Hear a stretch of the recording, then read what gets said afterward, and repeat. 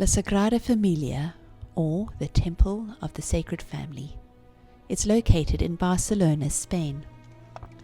Work on it was begun in 1882, and a year later Antoni Gaudí was asked to become the director of the project.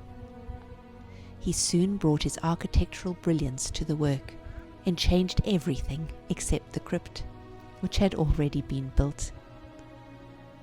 He held his position there until his death in 1926, and from 1911 onwards he vowed to do no more secular work. The result of this single-minded dedication was a building that today tells the story of Jesus Christ to thousands of tourists who pass through its doors every single day. The current entrance is via the Nativity facade, which faces the rising sun, symbolizing the birth of Jesus Christ. The stained glass windows on this side of the cathedral are all in blues and greens, evoking the early morning hues of approaching dawn. As you enter, life seems to be teeming out of every crevice around depictions of Christ's birth and early childhood. The opulence rises to a pinnacle in the tree of life, with doves flying from its branches, symbolizing humanity set free into eternal life with God in heaven. Entering the cathedral, one is greeted by a towering stone forest with dappled light spilling into the vast space beneath, a celebration of God's phenomenal creation, not just in appearance, but in the remarkable feats of engineering that allow them to hold up the tallest church in the world.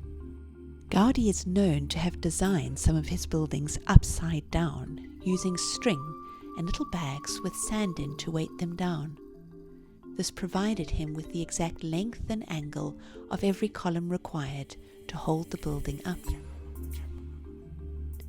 Directly opposite the Nativity entrance, facing the setting sun, is the Passion facade.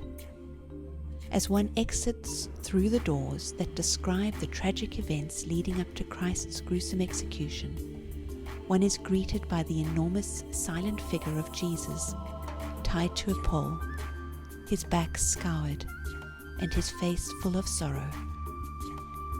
All around we see cold depictions of key events in those final days.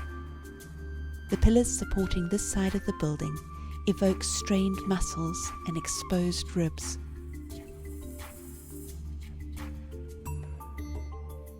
Topping the scenes are the empty cross and symbols of the church which was to follow. What is yet to be completed is the glory facade facing south to the sea. This will become the main entrance to the church, symbolizing the promise of new and eternal life bought for us through the life, death, and resurrection of Jesus. One will enter and leave through giant doors with the Our Father prayer embossed on them. The journey down the nave leads to an encounter with the crucified Christ, indicating that our lives are transformed when they intersect with His at this crucial junction. Leaving the church, the words, "Give us this day our daily bread," in more than 50 languages around the Our Father, remind us that we are all invited into the kingdom, and we are to rely fully on God. And we are called to mission in allowing God to provide that spiritual and material bread through us as we exit the sanctuary of the church building and go out into the mission field of the world.